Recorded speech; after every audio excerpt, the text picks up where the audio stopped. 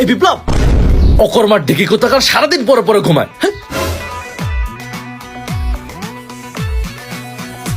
বাবা good morning. এই অকর্মার ঢেকি আজকে গুড মর্নিং বললো? ও বাবা, আমার ব্রাশ করা শেষ, তাহলে আমি আসি। বাহ, আমার পোলা দেখি ভালো হয়ে গেছে। ও বাবা, আমার সকালের খাওয়া শেষ, এখন স্কুলে যেতে হবে তো, তাহলে আমি আসি। আজকে খাওয়া দাওয়া শেষ? ভালোই তো।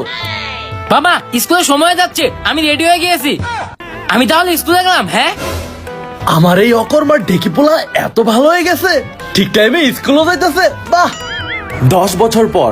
বাবা বাবা বাবা কি রে, কি হয়েছে? বাবা, আমি চাকরি থেকে প্রথম মাসের বেতন পেয়েছি। হ্যাঁ, টাকা টাকা টাকা টাকা টাকা টাকা টাকা টাকা টাকা টাকা টাকা টাকা টাকা টাকা টাকা। এতক্ষণ ধরে আমি স্বপ্ন দেখতেছিলাম, আমি জানতাম। এই অকর্মার ঢেকি পোলা, ওঠ। সারাদিন পরে পরে ঘুমাস, কাজ কাম কখন করবি? বাবা আমার তো এখনো স্কুলে শেষ নাই, কি কাম কাজ করবো? কোনো কথা শুনবো না, এখন স্কুল কলেজ শেষ করে তাড়াতাড়ি কাজ যাবে, যা। যা বাবা, বাবার আবার কি হলো?